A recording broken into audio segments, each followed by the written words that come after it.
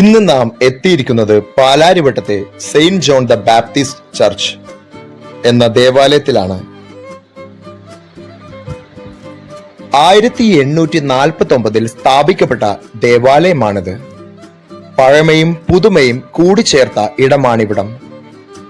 വരാപ്പുഴ അതിരൂപതയുടെ കീഴിലുള്ള ഈ ദേവാലയം സെയിന്റ് ജോൺ ദ ബാപ്റ്റിസ്റ്റ് സ്നാപക യോഹന്നാന്റെ പേരിലാണ് അറിയപ്പെടുന്നതെങ്കിലും റാഫേൽ മാലാഖയുടെ പ്രത്യേക സാന്നിധ്യവും ഇവിടെ പ്രശസ്തമാണ്.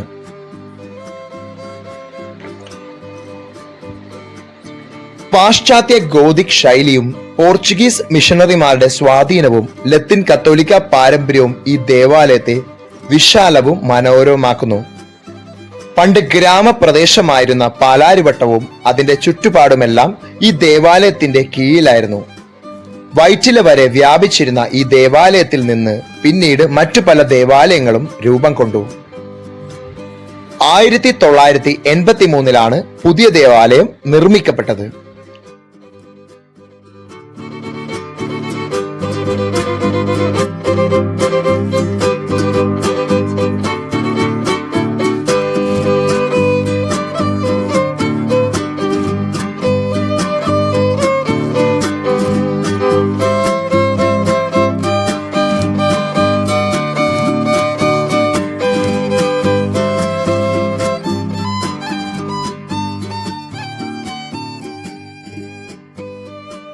യേശു ക്രിസ്തുവിനെ ജ്ഞാനസ്നാനപ്പെടുത്തുന്ന സ്നാപക യോഹന്നാനെ കണ്ടുകൊണ്ടാണ് ദേവാലയ അങ്കണത്തിലേക്ക് പ്രവേശിച്ചത്.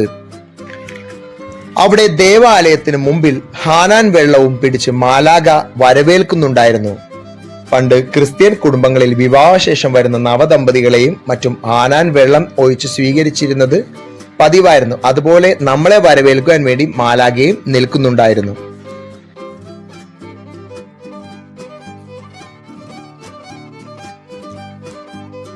പാലാരിവട്ടം ദേവാലയത്തിലെ മത്സ്യ അത്ഭുതം വളരെ പ്രശസ്തമാണ്.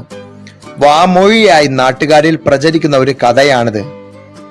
പാലാരിവട്ടം പണ്ടൊരു ഗ്രാമപ്രദേശമായിരുന്നു എന്ന് പറഞ്ഞാൽ ഇപ്പോൾ ആരെങ്കിലും വിശ്വസിക്കുമോ? അന്ന് ഒരു സാധാരണ ഗ്രാമമായിരുന്നു. പാലാരിവട്ടം പള്ളിയുടെ പരിസരത്ത് കുളങ്ങളൊക്കെ ഉണ്ടായിരുന്നു. പള്ളിയുടെ കുളത്തിൽ സ്വർണവർണ്ണമുള്ള അസാധാരണമായൊരു മത്സ്യം കാണപ്പെട്ടു. റാഫേൽ മാലാഖയുടെ കയ്യിലുള്ള ദിവ്യമായ മത്സ്യമായിരുന്നു അതെന്ന് നാട്ടുകാർ വിശ്വസിച്ചു. ദൈവിക സാന്നിധ്യമാണെന്ന് വിശ്വസിച്ച് മത്സ്യം കണ്ട സ്ഥലത്ത് പ്രാർത്ഥിച്ചവർക്ക് പ്രശ്നങ്ങൾ പരിഹരിക്കപ്പെട്ടു, രോഗശാന്തി ലഭിച്ചു എന്നും ചിലർ സാക്ഷ്യപ്പെടുത്തി. പിന്നീട് ആ കുളം നികത്തപ്പെട്ടു.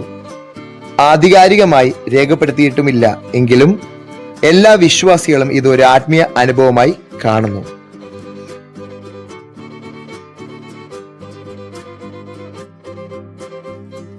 ഈ പുണ്യപുരാതന ദേവാലയത്തിന്റെ അൾത്താരയിൽ ഗുരു ഇവിടെയുണ്ട് എന്ന് സൂചിപ്പിക്കുന്ന ക്രിസ്തുവിന്റെ കരങ്ങൾ കാണാം.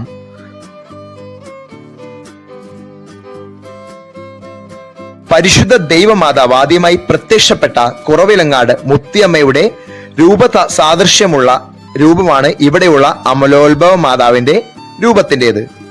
ദേവാലയത്തിനുള്ളിലെ സ്നാപക യോഹന്നാന്റെ രൂപത്തിനും വളരെ പ്രത്യേകതകളുണ്ട്.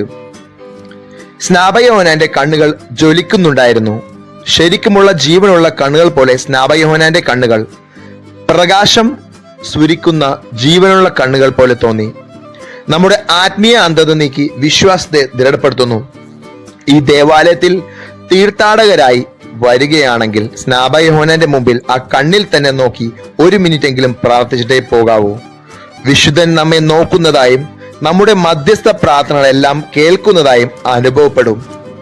യേശുവിന് വഴിയൊരുക്കുവാൻ മരുഭൂമിയിൽ വിളിച്ചു പറയുന്ന ശബ്ദമായ സ്നാപക യോഹന്നാൻ നമ്മുടെ വഴികൾ തുറന്നു തരും, തടസ്സങ്ങളൊക്കെ മാറ്റിത്തരും.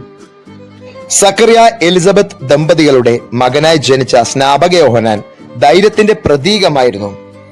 അണലി സന്തതികളെ ദൈവത്തിലേക്ക് അടുപ്പിച്ച വിശുദ്ധനാണ് സ്നാപക യോഹന്നാൻ. ഹെറോദിയയുമായിട്ടുള്ള വിവാഹം തെറ്റായിരുന്നു എന്ന് ഹെറോദേസിനെ മുന്നറിയിപ്പ് നൽകിയതിനെ തുടർന്ന് ഹെറോദിയയുടെ ശത്രുവായി. ഹെറോദിയയുടെ മകളുടെ നൃത്തത്തിനു ഉപഹാരമായി സ്നാപക യോഹന്നാന്റെ ശിരസ് തളികയിൽ വെച്ചു നൽകപ്പെട്ടു. അങ്ങനെ ശ്ലീഹന്മാർക്ക് മുമ്പേ രക്തസാക്ഷികളുടെ വഴികാട്ടിയുമായി ഒട്ടകരോമം കൊണ്ടുള്ള വസ്ത്രം ധരിച്ചിരുന്ന വിശുദ്ധൻ നമ്മുടെ ജീവിതത്തിന് എന്നും ഒരു വഴികാട്ടിയാണ്.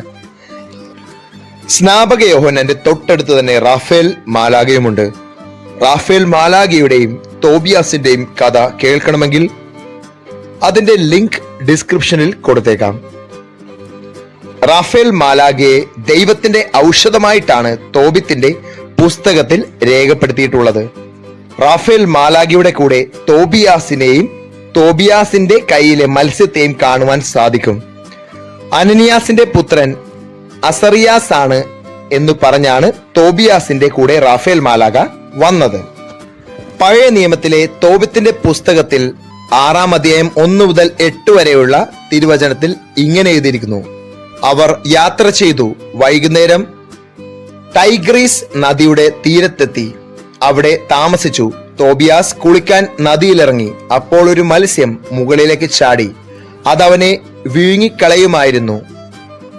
മത്സ്യത്തെ പിടിക്കൂ എന്ന് ദൂതൻ വിളിച്ചു പറഞ്ഞു. അവൻ മത്സ്യത്തെ പിടിച്ചു കരയിലേക്ക് എറിഞ്ഞു. ദൂതൻ പറഞ്ഞു, അതിനെ വെട്ടിപ്പിളർന്ന് അതിന്റെ ചങ്കും കരളും കൈപ്പയും എടുത്ത് സൂക്ഷിക്കുക. അവൻ അങ്ങനെ ചെയ്തു. അനന്തരം അവർ ആ മത്സ്യം പൊരിച്ചു തിന്നു. അവർ യാത്ര തുടർന്നു. എഗ്ബത്താനായിക്ക് സമീപമെത്തി. തോബിയാസ് ദൂതനോട് ചോദിച്ചു, സഹോദരനായ അസറിയാസ്, മത്സ്യത്തിന്റെ ചങ്കും കരളും കൈപ്പയും എന്തിനാണ്? അവൻ പറഞ്ഞു, ഒരു പിശാചോ അശുദ്ധാത്മാവോ ഏതെങ്കിലും സ്ത്രീയെയോ പുരുഷനെയോ ഉപദ്രവിച്ചാൽ ഈ ചങ്കും കരളും പുകച്ചാൽ മതി, അവയുടെ ശല്യം പിന്നെ ഉണ്ടാവുകയില്ല. തിമിരം ബാധിച്ച കണ്ണിൽ കയ്പ പുരട്ടിയാൽ അത് മാറും. ഇത് ബൈബിളിൽ രേഖപ്പെടുത്തിയിട്ടുള്ളതാണ്. ഈ മത്സ്യവുമായിട്ടാണ് പാലാരിവട്ടം പള്ളിയിലെ കുളത്തിലുണ്ടായത് എന്നാണ് വാമൊഴിയായി നാട്ടുകാർ കരുതി വരുന്നത്. റാഫേൽ മാലാഖയുടെ രൂപത്തിനടുത്തായി ഔസേപ്പിതാവിന്റെ രൂപവുമുണ്ട്. കരുണയുടെ ഈശോയുടെയും നിത്യസായ മാതാവിന്റെയും ചിത്രങ്ങളും ദേവാലയത്തിലുണ്ട്. ഈ ദേവാലയത്തിൽ വെള്ളിയാഴ്ചകളിൽ റാഫേൽ മാലാഖയുടെ നൊവേനയും വ്യാഴാഴ്ചകളിൽ സ്നാപക യോഹന്നാന്റെ നൊവേനയും ഉണ്ടാവാറുണ്ട്. തുടർന്ന് നേർച്ച കന്യയും ഉണ്ടാവാറുണ്ട്. ഈ ദേവാലയവുമായി ബന്ധപ്പെട്ട് രേഖപ്പെടാത്ത മറ്റു പല അത്ഭുതങ്ങളുമുണ്ട്. വിശ്വാസ ജീവിതത്തിന്റെ തീക്ഷ്ണതയിൽ ദീർഘകാല പ്രശ്നങ്ങൾ പരിഹരിക്കപ്പെടുന്നതായി വിശ്വാസികൾ സാക്ഷ്യം പറഞ്ഞിട്ടുണ്ട്. റാഫേൽ മാലാഖയോട് പ്രാർത്ഥിച്ചതിന്റെ ഫലമായി വിവാഹം കഴിക്കാൻ വൈകിയവർക്ക് അനുയോജ്യമായ ജീവിത പങ്കാളിയെ കണ്ടെത്താൻ സാധിച്ചിട്ടുണ്ട്. സന്താന പ്രാപ്തിയും രോഗശാന്തിയും സാമ്പത്തിക അഭിവൃദ്ധിയും ലഭിച്ച സാക്ഷ്യങ്ങൾ അനേകം വിശ്വാസികളാണ് ഇവിടെ സാക്ഷ്യപ്പെടുത്തിയിരിക്കുന്നത്. മറ്റൊരു ചെറിയ അത്ഭുതമായി പറയുന്നത് മാതാവിന്റെ രൂപത്തിന് മുൻപിൽ പ്രാർത്ഥിച്ചപ്പോൾ പ്രാർത്ഥനയ്ക്ക് മറുപടി ലഭിച്ചു.